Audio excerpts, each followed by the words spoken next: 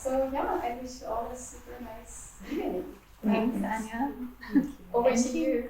Everyone looks really tiny from up there. Tiny and sweaty.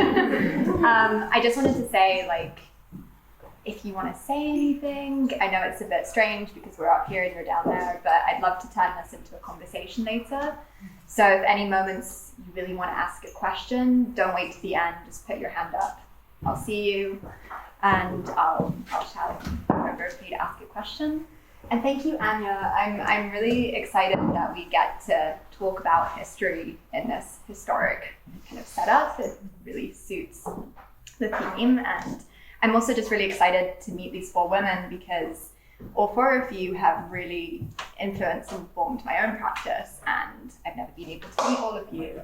So it feels like, I don't know, now we're able to finally get a drink after the pandemic and sit down and talk about our various approaches together. So thank you. So as Anya said, we've kind of got these two books today. We've got Natural Enemies of Books and Women in Design. And I believe they were 8 years apart. Yours was in 2012, right, Gerda? So 8 years apart, 2020. And I think a lot changed in design discourse over those 8 years. So to begin, I was wondering if you could tell us a little bit about the motivation and the context of printing and publishing your book, Gerda. Yeah, I can start with Wonderful. Once Upon a Time. Yeah, it's 10 years ago that it was printed. At that time, I was teacher at a university for design history, and Julia Mehr was I was head of the chair, and Julia Mehr was my assistant. And the motivation for me was I was teaching students communication design, several students, several disciplines. Communication design, industrial design, art pedagogy, and so on. And in communication design, there were about 80 to 90% women. And I was thinking, what will their future be? They were all good, and what will their future be? Do they know about women's life? And especially do they know about the role of women in history? That was my focus, design history. And me myself, I didn't know if there were enough women. You knew some women, some exceptions, I would say. And then I started and made the suggestion, let us look for what if you find some, if you can discover a lot of women I didn't know. And I wanted to make a small book, such a small book. And then we started. And we discovered, and Julia did a lot, I must say this. She also designed, and she was working. We were really scratching, at the surface. Mm-hmm. And Julia also made the suggestion that we should make interviews with living designers, women. Yeah. We had some theoretical essays of Sheila Levin and so on, and not enough, I would say today, some letters of Russian designers, but I got the impression that female designers do not write, did in the past, did not publish much. I think it's a pity. Okay. Because you don't know their opinion, you don't know much about their experience, and so we made a lot of interviews with living female designers that we knew, mostly Germans. Okay. Yeah. And then we got a really big book. I think it was good designed by Julia. She did all this work, the design work, and we published it. The atmosphere was very strange, very different from today. The female students were not at all interested in female systems, not at all.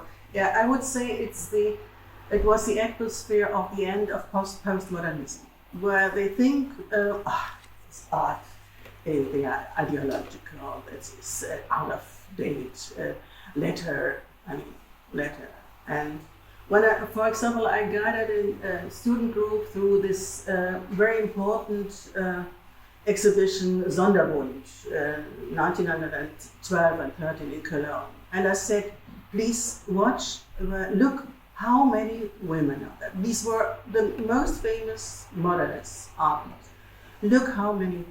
There were about 1,000 paintings, and I would say 5 women. And the students said, oh my gosh, she cannot stop with this, and so on. And that was really what the atmosphere. Also, the assistants were not at all enthusiastic about it.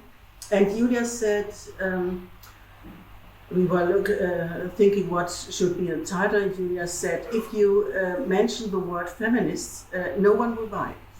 Yeah, that was the atmosphere, I must say this. And after it was printed, we got a lot of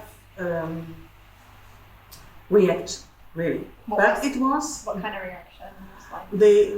We had a lot of reviews, and we had we were invited to make lectures together, or Julia herself and me myself, and mostly in Germany, but also Austria. The Austrians were there interested in it, and and it was out of print, because I think there was nothing comparable in that time there, and probably until now. Yeah. And then the publisher said, let us make a second edition. We did it, and now they asked me 10 years later to do a third edition. There's now a new interest in it. Yeah. To my motivation, I have to say some words that I studied art history, sociology, and philosophy, and I started at 1968, the symbolic year, and I came really into the focus of the architects, or the political. For example, you probably know here in Berlin the paper Arch Plus. Yeah, these people came from this faculty, and they did a lot of really, really interesting research about socialistic movement, about the Red Vienna, about new kind of living and urban planning, and so on. And the Lebensreform, for example, you know, this is not at all mentioned, and it was a really good research. Doing a lot of artist friends did a lot of research in female matters. Yeah. And after this, later I was 1 year in USA. I wrote my thesis about American Romantic, and then I was here in Amsterdam. I got to know black communities in Amsterdam, in USA, and in Amsterdam too. And then I started I get into connection with the second movement, the liberation, the Neue Founding people. And I did almost all. The focus was consciousness raising, and then we had groups of violence against women, theater, whatever. And we made a seminar of 3 semesters about the history of women in this movement. So I was really touched by it. I belong to the generation that was affected by the book Simone de Beauvoir, The Second Sex. It really changed my life, I must say. Yeah. So you wanted to bring that discourse over to design with the book? Yeah. No, not really. But it motivated me to and I didn't read Martha Scotford. I must say. Interesting. We can get talk about it. Okay. But I was really into the feminists. Okay. Yeah. But as I said, things changed at university. Okay. So that was my motivation. Okay. I'll dig into lots of what you've said later, but first, Yes. so this was 2012. Students of Gerda's aren't that interested in women in design, not that bothered. What changed 8 years later, and then what happened with the motivation for your publication? But we actually started this at the same time. Yeah. Interesting. But our experience was the opposite. We had like 90% of men, Really? I would say, at least in our classes. Teachers and students.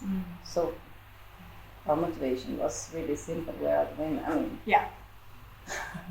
Yeah, we started collaborating in 2012. Mhm. So Wow. when the book came out. And then a few years into our collaboration, Matilda brought in this book that you had bought, and we all agreed that we needed to do something around this book. And we have a facsimile of it here. I don't know if we should pass it around. I think that'd be lovely. Yeah. sure. So what is this book? Can you tell us about it? This magic object. This is a book that exists in 100 copies, and it was published in 1937 by a group that called themselves the Distaff Side, and it's basically an anthology of different kinds of contributions by women working in printing and publishing, bookbinding, proofreading, typography, typesetting in 1937 in North America. So it's really like a treasure, a box of treasures. And that's it there. It's there. This is the original. Yeah, this is the original book. Really? So, My God. and we have the Fleximal, but I'm gonna send. If you have a fetish for rare books, you can touch it. No, the thing is, because of the situation at school, I got a grant to investigate women design history. So I got a grant, and I did a little bit of research on the internet and found the Unseen Hands exhibition that the Princeton University made. I don't really know the date, but the online exhibition.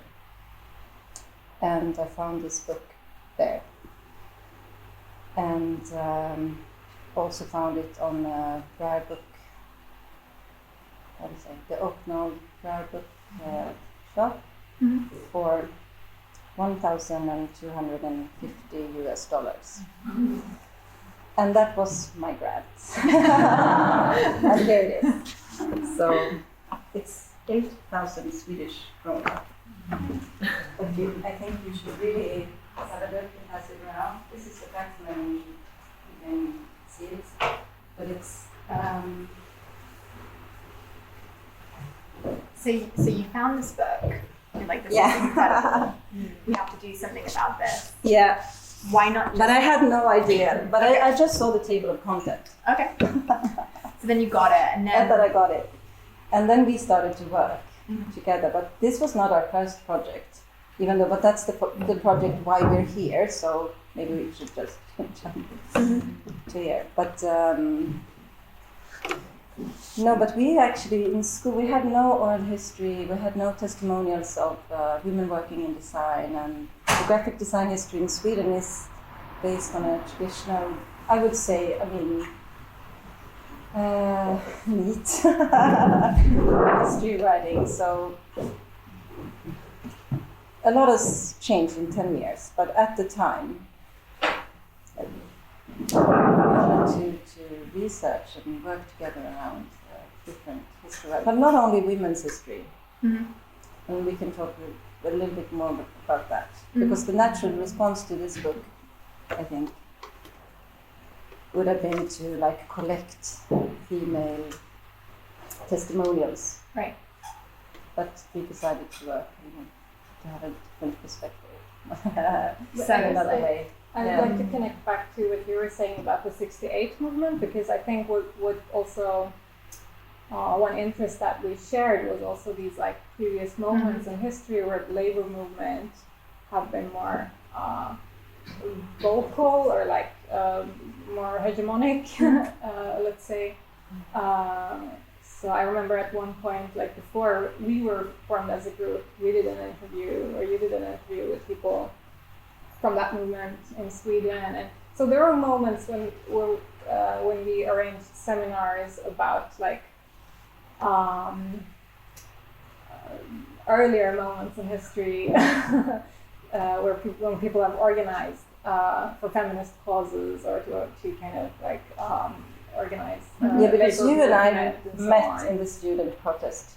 Yeah, we met during the student protest movement in 2011 against like when tuition fees were being introduced for international students in Sweden, which like greatly changed the landscape, like the demography of the student body, when like students from outside of Europe were excluded basically, like from like overnight. Yeah, but I mean, of course, we agree. I mean, I agree that the word feminist, for instance, has really changed during these years. It has become more popular. I think we were, and a lot of people around us were interested in feminist movements and like understanding more of women's history. But there was also a tension, I would say. I mean, to connect to to feminist ideology, and I think that has changed a lot. Now it's much more like on a wider. Yeah. But at the same time, there's also a huge backlash, obviously, with abortion rights, and I mean, we can clearly see that there's a huge feminist backlash. So it's both ways. So I want to pick a thread that you just said. We've thrown these terms messy around, which we can start to kind of unpick more. But you said, so the first kind of feeling that you could have had when you got this book is, okay, well, let's do a similar thing, but today let's collect together a bunch of female practitioners in a book. But you decided not to. What did you do instead? So what they did, I'm not sure we presented, they did a showcase asking, they sent out like a invitation, right? Yeah. For women to contribute with or different contributions. So that's why it's printed on different papers and in different private presses. And we could have done the same, but that would have, of course, limited or presented our limited viewpoint of graphic design. And then, so we used it as a recipe book or cookbook instead, and I think it's important to say that we also like worked, practical with the techniques that these women work with, and had like workshops with women, with different women, and then we decided to take on a more like, collaborative, research more, find more collaborative on a next time. Yeah, I mean, I guess what you're trying to say, that our research trajectory is messy. So the concept of messy, which comes from Martha Scotford's essay, is not only a framework for the for how the book is organized, but also is very much applicable to the whole research methodology, let's say, because the book is also just one part of, like, one outcome of a bigger project. We did this series of workshops in which we tried out different crafts, and also we were mentored by different senior craftspeople in Stockholm mainly, but also in other places. and then they would give us leads to other people Mhm. that we ended up interviewing and so on. So it was kind of a patchwork of hands-on workshops and oral history and archival work. So and not everything ended up in the book because we also did an exhibition at the Royal Art. What is it called? Royal Art Academy in Stockholm in 2018, like before the book was finalized. So it was a long-term, slow project that we did for a long time. I think we also kind of battled a little bit with the fact that this book obviously, as all books, it's from a very specific time and place. Yeah. But the context of it was, or the audience for it was like book collectors, and in the kind of bourgeoisie way of being with books and talking about books. And what we wanted to do, and what we ended up doing, was to bring in a lot more oral histories from people working hands-on in factories or in typesetting workshops, and bringing in the laborers' history. Right. So here you've got histories of print production, design that aren't centered on, the people doing the layout, but also people doing the maintenance work, the production work, the other sides, that kind of The social dimension of design work is the core of the book. And then it happened to be so that we along the way we these different contributions told us that there's also two moments in history that are mirrored in each other, because what they have in common is technological development, and that technological development is also something that is highly gendered and creates tensions, like gender tensions. So it's in the beginning of the 1900s and also with the digitalization, 70s, 80s. So these moments are also a bit elevated in our book, I think. I think what I find interesting about these two books is, just for me as a journalist, I don't write books, I tend to write shorter articles, and these kind of reflect two options I'm often faced with. I can write, I can research one figure, I can write a story of a person who's involved in a movement, or I can write a history of a collective or the work that goes behind something. And for me, these are two very different types of strategies.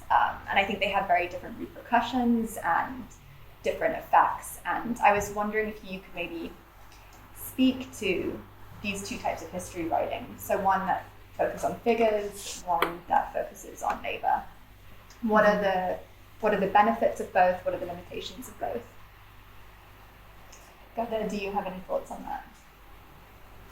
As I said before, we had a lot of interviews of female graphic designers who wrote about their work, the production, the experiences. I said this, but for me, as I'm a design historian, and I know these, I'm in these narratives, but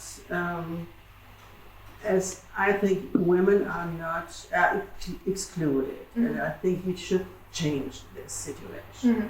For example, we get now, I said we won a competition about women between 1965, this was the beginning of the Kunstgewerbeschule in Germany, and 1919, it was the beginning of that women are allowed to study art.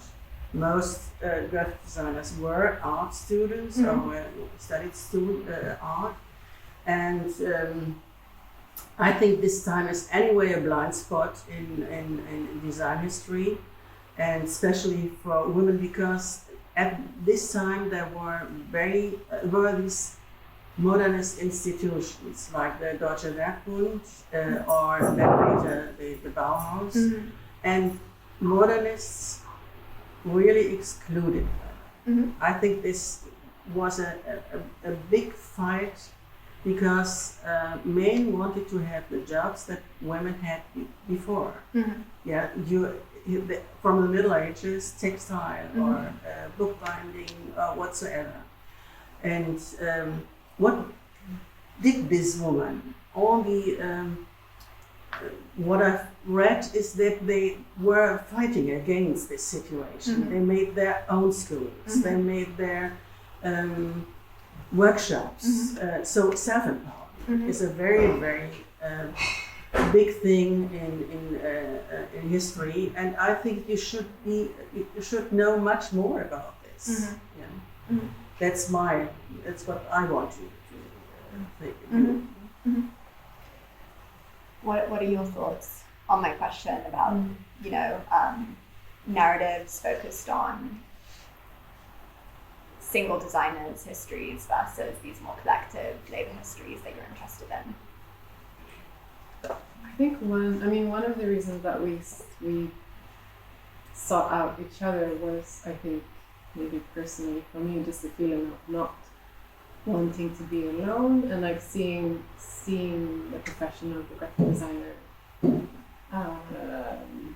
as it was presented to me as someone that is an individual that's sort of hopefully coming to this great success story of your own career, and wanting to find other examples and coming together as a group, working together. Yeah.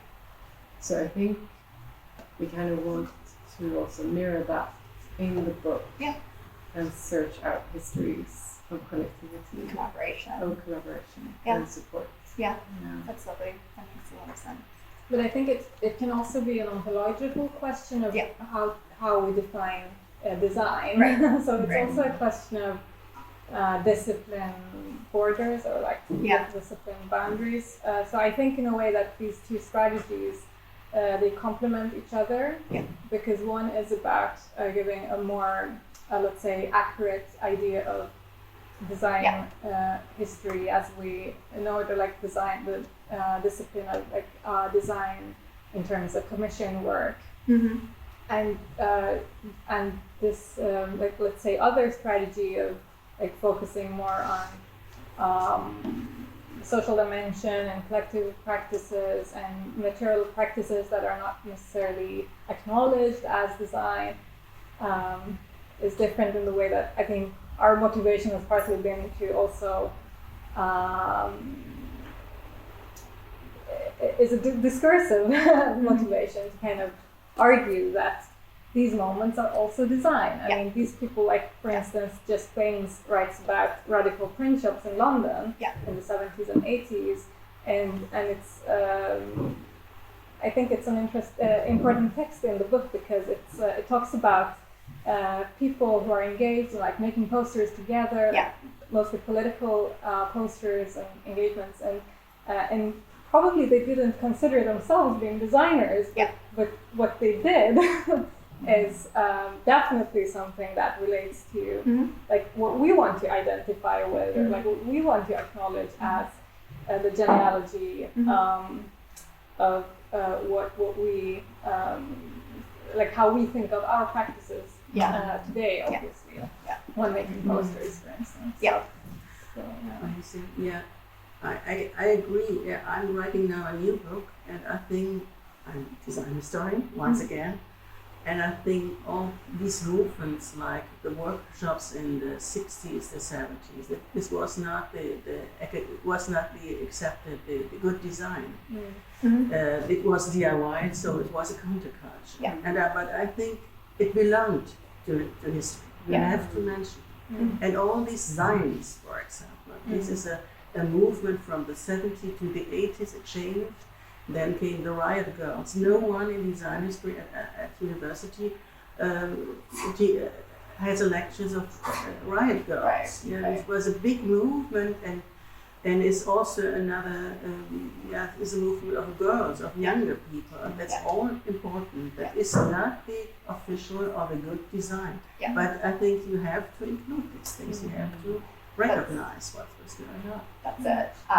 This reminds me, I read a story once about women involved in psychedelic design in the 60s, because that is understood and kind of thought of as such a macho, very male-dominated. Yeah. And it is. And I wanted to find some women who had been involved. And I found 5 women in total, and all of them had started making posters when they were 16 years old and were working with people like Les Wilson. And then all of them, by the time they were 18, just stopped for different reasons, and they were all wedded to patriarchal reasons. One of them had a boyfriend who didn't want her to be making art, so she had to throw her posters in the bin.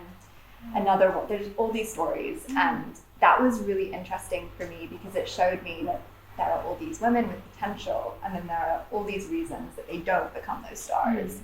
And you look at their posters, they're not good design, they're little scribbles, but that is part of the narrative, and it's not necessarily a pretty story of design, it's one of exclusion, but that is part of design history. So looking at those things is actually really important too.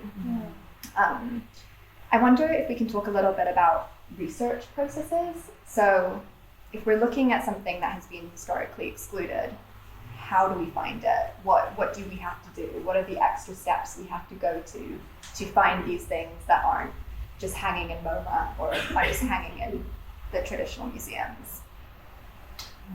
I mean, the usual things, you have to look through newspapers. I think women are much more excluded by the later times than in their time. That's our point of view. Yeah. They are sometimes much more appreciated. So there are articles in journals. Then you have to consult the archives. But I think this kind of research is very expensive. That's an To important travel around Yeah. and to stay in other cities for days, and you can only do it with a grant. Yeah. I would say. Yeah. But there is also a movement since years, the open source archives, so you can get something, new things. You know this exhibition, Feminist Findings in June. They did it during the pandemic, and so it's possible to do it if you stay at home, but not everything. Yeah. That is, but once again, I think research is a really, it takes time, a lot of time, and it's expensive, and it is supported by, for example, universities or special grants and so. But to apply this, to get these grants, you have also to work. Yeah. To make the concept, to make the drafts and so on. It took us, for our competition, took us a year. Yeah. 3 women. To get the grant for the project. To get the grant. We weren't paid for it. Yeah. And anyway, we get now a lot of money, but we do not get money for ourselves. Yeah. Yeah. And we work much more than it is calculated. Yeah, because that's Research, but I think there are quite a lot of support at university. You should look what is possible. Julia, for example, she got a grant for the Los Angeles the Getty Museum. Was there for a year. There are a lot of things. You must be clever. You must be look where you could get money from, but without getting money you cannot do it. Or you have an inheritance. But that's the other thing. The people that get to write this are also the ones with the money. So it's not just about the design history we're writing, but it's also who's writing it. It's a very important part of it. Can you speak to the kind of economics and the research process? I think a lot of what you're saying is really resonating with us. We did get a grant to work on the book. It didn't finance much of the work that we did, but we were planning on doing a travel to San Francisco. Yeah, I mean that's also like I would say that there are a lot of hidden stories obviously behind this book, and one of them is that we got a grant to go to San Francisco because that's one of like the given destinations when you want to research the Distaff Side book because it was published there. Yeah. But this was at the moment, I mean, when was this? 2016, 17, and or 15, 16 anyway. I have a double citizenship. I'm a Swedish citizen, but I'm also a Iranian citizen. So I was the Muslim ban became an obstacle in our research process. Like 1 week before my planned trip to San Francisco and LA, the Bay Area. I received. It's also actually it's an interesting piece of graphic design because I received by snail mail a red sheet of paper saying that I am a potential terrorist. So I couldn't go. And that one moment, I usually get emotional when I speak about this because at that moment, Sarah and Matilda solidarized with me and also didn't go. I mean, we had obviously a grant to go to the US.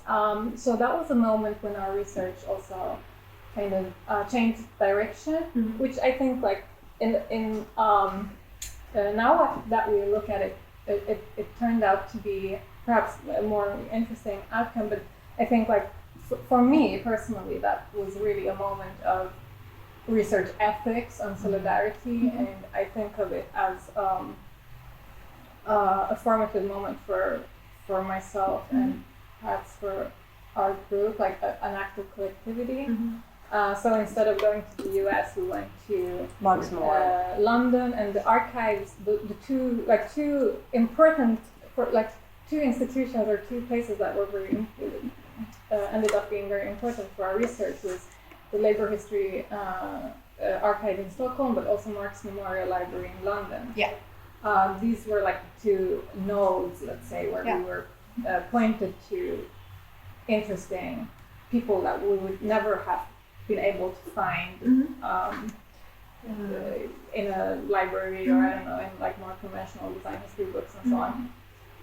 So I was the librarian at the Marx Memorial Library, the person working there, who, when hearing about our research interest, thought of two people that we should meet in London. Amazing. Yeah. And then we arranged meetings with them and interviewed them as a part of a research process. Yeah. But coming back and looking at the material we had, we realized that these two interviews are really interesting and important, and they should be in the book. Yeah. So we kind of followed. There was a lot of like circumstance and following along. Yeah. So to connect back to what you were saying, I mean, I think it's a bit cliche to say this perhaps, but I think really slowness and like being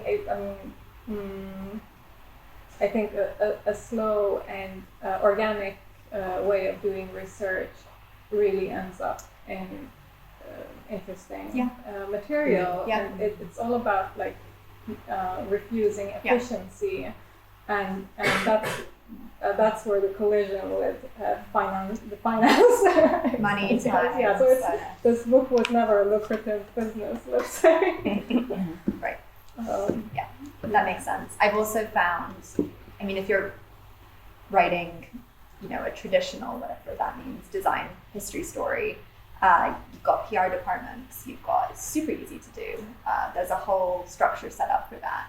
But when I've tried to get in contact with people who don't have a million articles written about them, aren't in a lot of press, they're really hard to get hold of, right? Because there's no structure in place. So calmness, slowness, a lot of answer machine, patience, exactly. That's all part of it.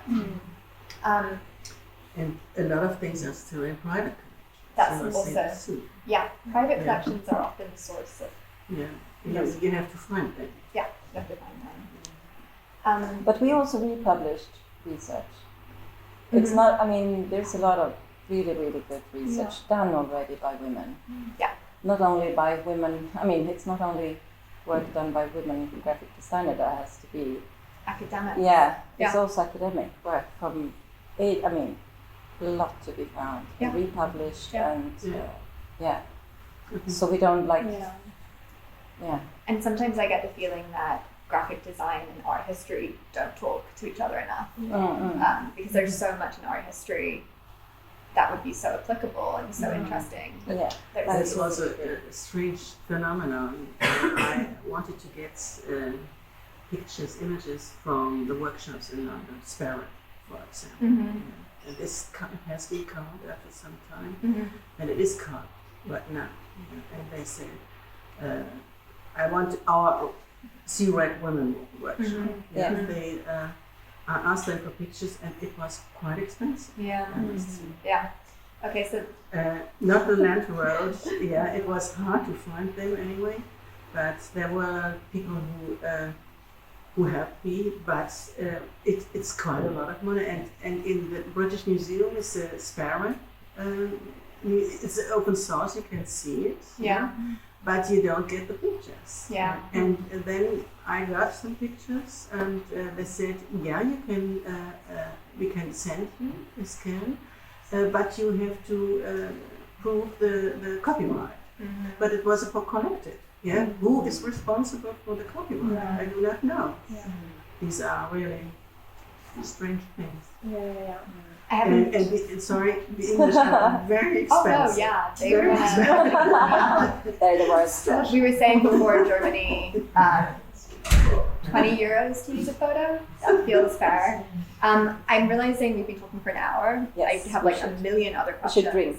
We should drink, but also, does anyone want to say anything or ask anything or has a thought? Yeah. I just wanted to mention as a possible source for you, which you probably already are aware of, but Danielle Aubert. Okay. And back in the Freddie Perelman published Society of the Spectrum. I don't know. But that's a great thing to tell us. Right? Yeah. And I noticed she's really active again with just sharing that reading for the history. For sure. Yeah. That's We a were great actually- example. It ties a lot together. We were on a panel Yeah. Moderated by Maddie with her. But it was over Zoom, so it Yeah. wasn't as good as this. We would like Emily? I'm really looking forward to 8 years from now. Right. And imagining that our definition of design, our definition of the individual and collective, and even our definition of tourism more European and what happens when we expand that out. Yeah. And even the definition of woman. Yeah. That's going to be For really sure. exciting to see that's what it's taking me to think of how quickly they're going. Yeah, I actually had because I feel like one of the things that happens is throughout time I've seen this conversation kind of weave in and out. And I had this quote that I wrote down. It's from Paula Scher in something like 1993, but I thought it was kind of pertinent to this conversation. And she wrote, "Change doesn't come in one great thump. It comes one by one, and it looks kind of funny, and then it doesn't." And I feel like we're at that moment where it's about to not look so funny anymore.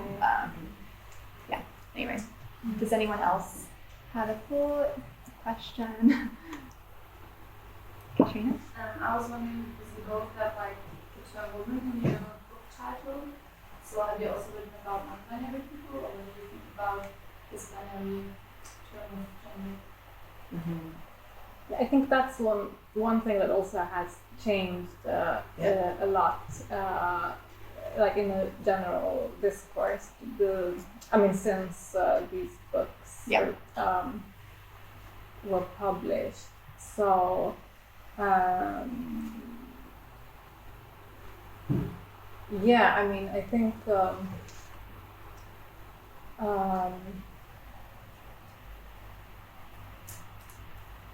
maybe I don't have a very smart thing to say, but I think like the term women has been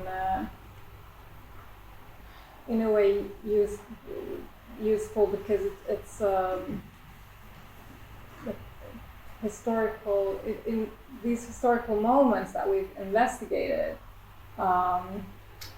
It has been an identity that people have been organizing from. The Distaff Side, for instance, is a history of women. But I think if we would do something, when we do something that departs from a more contemporary scene, you would really have to rethink that binary division for sure. And I think, that's kind of done in many contexts now, which is really important. in history, it was a big subject, for example, in the 30s. Yeah, in the 20s Yeah, and 30s. yeah, really, I think we should work upon it. I mean, I have a friend who's not binary who's doing research on trans issues in the 20s, and I think, that term wasn't around, so you have to rethink what you're looking for, and more porous notions of gender in different time periods and what that looked like and what that meant. Any other questions? We can also just come down.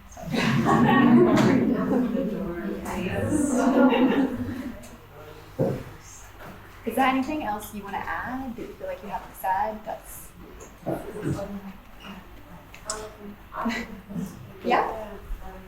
It's not that big kind of issue. It's like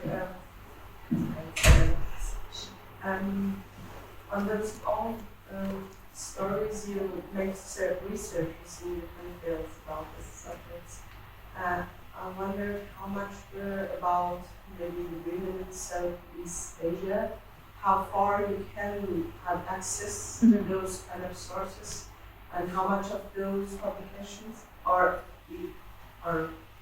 how much of those are really got into the publications already that you can make a research on in the libraries of Northwestern Europe or North America. It's like, it goes to many other places in the world. You can imagine in Africa, in South America, in all Middle East, or other places in China, in Japan, even. And how much we know about those regions, because it's a good thing that it's taught and everything. I know there's always spaces that we can add on and complete and go through it. But I think it's a very important part because it can go parallel. It's really like you make the spotlight on very close part of the world. And who will publish it? Because we know it from other part of the history. Not only about the visual word and stuff. And for example, I'm coming from Iran, and most of the history we have were written by the European about Iran, who were maybe 1 month in a whole life. We were traveling from city to city and come back to some places, and we're very interested. We're thankful at least somebody wrote something. But nowadays there are much more possibilities to get through it, and if you have this possibility. I'm not so like you can take it like this. It's not all over get researched by their own people even, or it's not their own interest maybe as well, because there are other issues in China, in Mongolia, in Africa, in Iran, and somewhere else. So I thought maybe it can be fun. No, certainly. I can briefly speak to this as an editor. I work as an editor at AIGA in the States, and I'm always looking for journalists in different countries around the world that I can assign and pay money to, because I have a budget to go and write those graphic design histories and go to local archives. So I think it's about being mindful as an editor. That's how I try and approach it, so that we're not just publishing stories on US and European white female designers. So that's how I approach it as an editor. I look for journalists I can collaborate with locally. What would I would say also, I think a key thing is framing, because traditionally histories are histories written from a Western perspective are usually framed as universal, and that's obviously highly problematic. So I think it is key to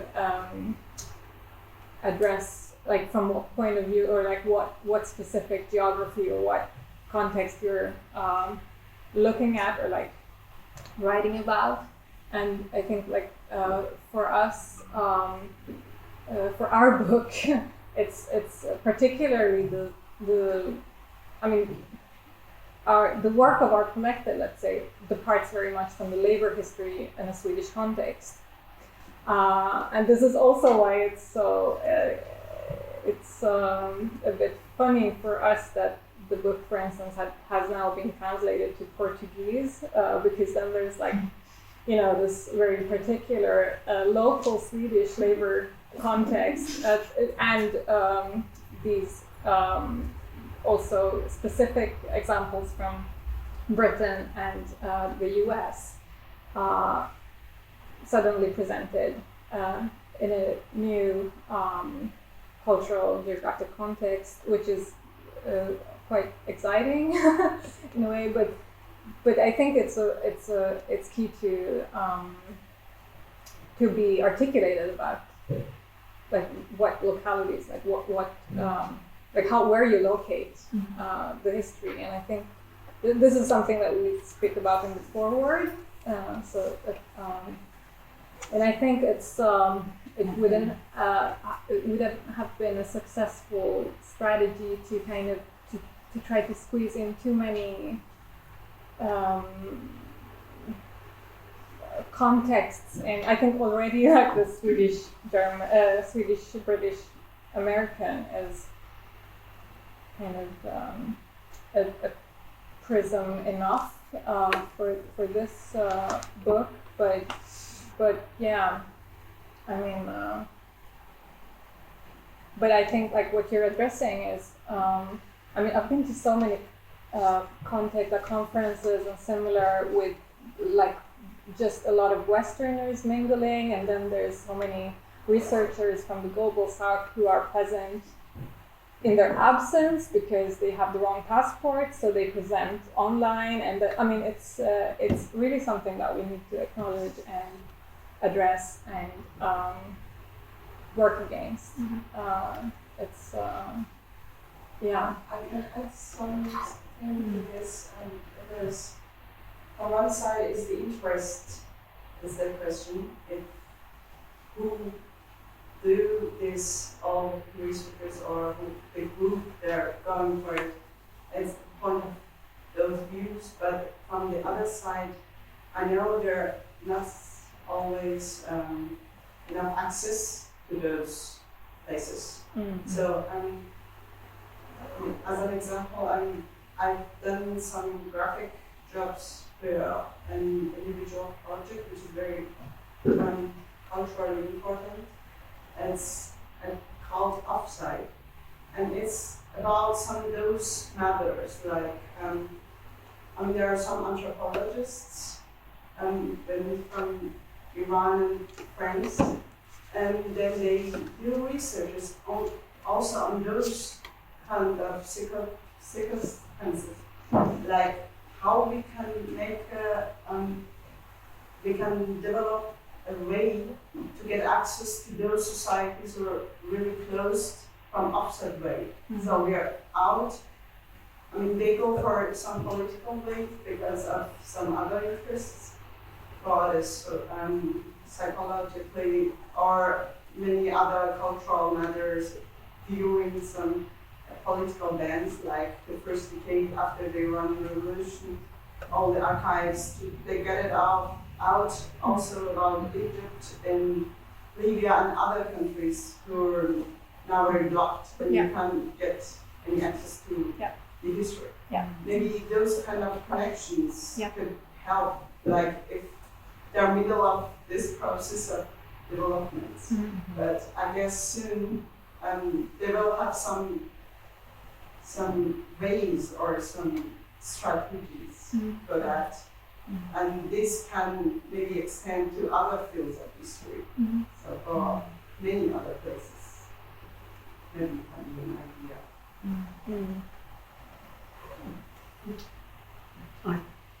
I think that also the limits of our culture, especially in Germany. If you look at USA, they are much more confronted with or there is a very strong black movement, for example, and they have to deal with it. And I think they do, in look at Eye of on Design, they are very often managed there. They have a voice there. That's different in Germany. There's a good book, I think, of Johnny Pitt, Afropean. Oh yeah. He compares the European landscape, especially for this, other ethnics, but and there are a lot of hybrid conditions of people. Johnny Pitt, for example, has a German woman. His father is from Jamaica. He lives in Sheffield, and I think you find this very often. There's also another theme. Yeah. No, it's we didn't get there in our conversation, but I think a lot of what we're also talking about when we're researching women in design is we have to think intersectionally with that too, and like also think about working class histories and all these other ways that can expand. I saw a question over here. Yeah. It's not a question, but it's a comment. But when I saw the Portuguese edition from Brazil, and I was also like, wow, so crazy. But it's really nice because we don't have many books on graphic design history. It's pretty like new field in Brazil at least, and then this book now is like huge success. All my friends, like I have my Portuguese edition already there, and it's nice because it also motivates us to look at our own history. So Right.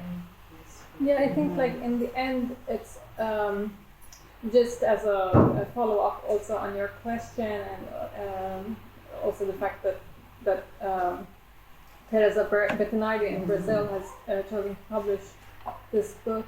I think there are so many interesting initiatives at the moment in the field of design, looking at histories and practices beyond the Euro-American context, and I think like just as one example, I'm thinking of like the Decolonizing Design Collective and journal. But I think like one thing that that we have like methodologically or ontologically in common is that we have to challenge the disciplinary boundaries, Right.